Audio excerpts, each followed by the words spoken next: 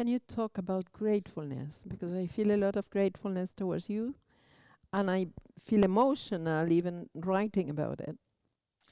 You know, it's an expression of the heart, and it comes from love consciousness. When we live in fear, we live in criticism, no? Criticism of ourselves, feeling like victims. We don't appreciate what we do. We don't appreciate what we have. We don't look through the eyes of love. Even when everything's perfect, when we're not loving ourselves, we don't live in gratitude. And it's an interesting thing because Mother Nature lives in gratitude. You know, every morning the sun comes up. Every morning the birds start to sing. Every morning the wind blows. Everything's happening every morning. And then when we go to sleep, the moon comes up and the crickets start to sing and the frogs start to sing and all of the universe becomes alive. And why? Because it's living in abundance and gratitude. Because it's innocent. We, as humans, have such a such a small capacity to perceive the miracle that exists in every moment. The beauty. It's just extraordinary. And it's in every tiny little aspect. But the problem is we live in our heads. We live in our ideas of what we should have, what we need to get, what's wrong with us, what's wrong with the world.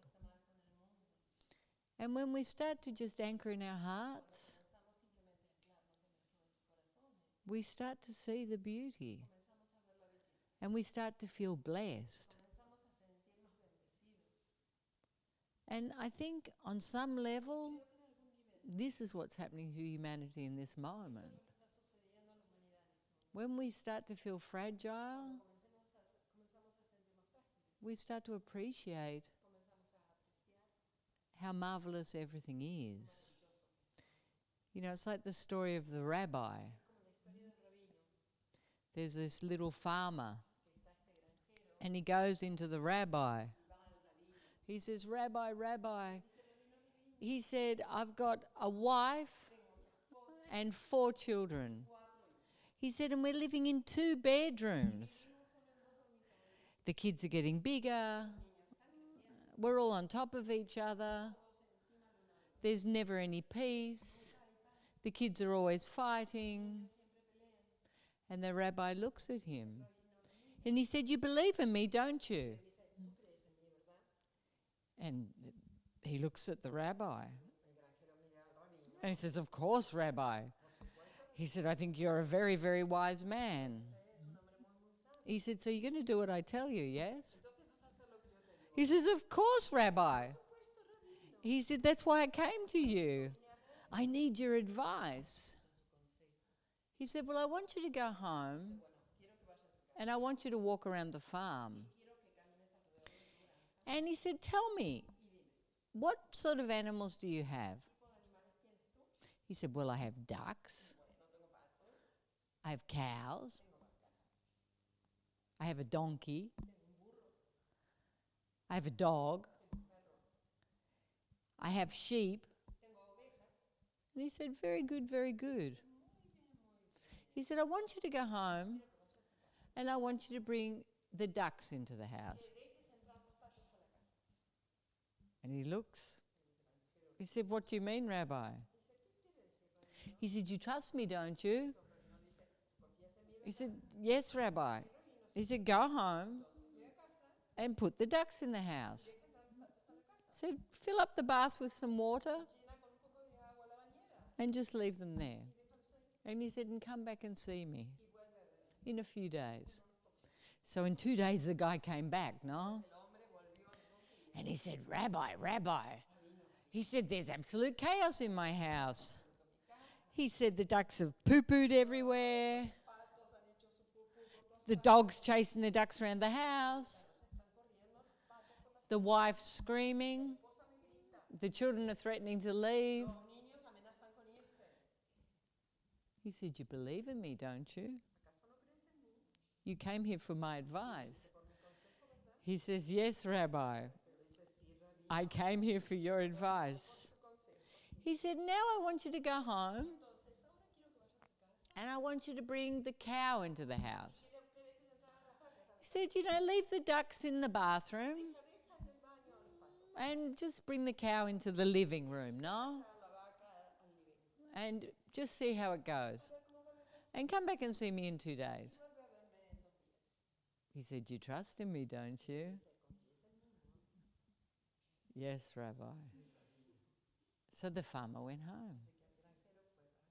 And he came back 2 days later. Oh, he said, Rabbi, he said, there is chaos in my house. He said, there used to be 2 rooms. Now there's only 1. The dog chased the ducks. The patos scared the cow. The cow pushed down the wall. My wife's screaming. The children are hysterical. The house is filthy. But you believe in me, don't you? See, Rabbi. See, Rabbi. He said, I want you to go home. And he said, you've got a donkey, no? There's a cow. And there's 2 sheep. Is that correct?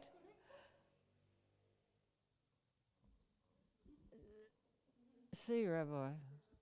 He said, I want you to go home and I want you to bring the donkey and the sheep in the house. And now that there's only 1 room, there's room for everyone. This is a great day. You believe in me, don't you? Yes, Rabbi. And come and see me in 2 days. So in 2 days, the farmer came back. He said, well, you've done it. You've succeeded. The wife left. She took the children. All the animals are in the house. The house is a complete disaster. We lost another wall. And he said, I thought you were going to help me. You said you were going to help me. And you've destroyed my life. You trust in me, don't you?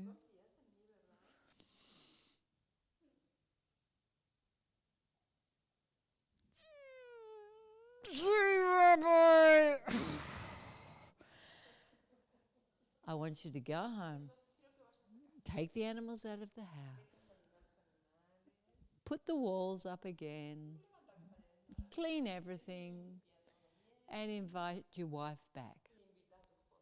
And the children. And come and see me in a week. So 1 week went past. And the farmer came back.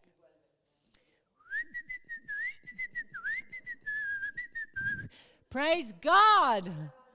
My house is wonderful. The wife loves me again. The children stopped fighting. There's so much room. We're living in absolute heaven. And the rabbi said, you trust in me, don't you? So what's the moral of the story? Well, the first moral is, don't ever ask your rabbi anything. And the second moral is, we can never appreciate what we have. We never see in the present moment because we're focused on what's wrong. But when we start to look through the eyes of gratitude, we start to see how fortunate we are. And in this moment, the universe is being a little bit like the rabbi, no? Just taking a few things away, putting a few too many things together, and we're being shaken. And we will learn to appreciate what we have or what we had. And when it comes back, we'll be more open to receive it.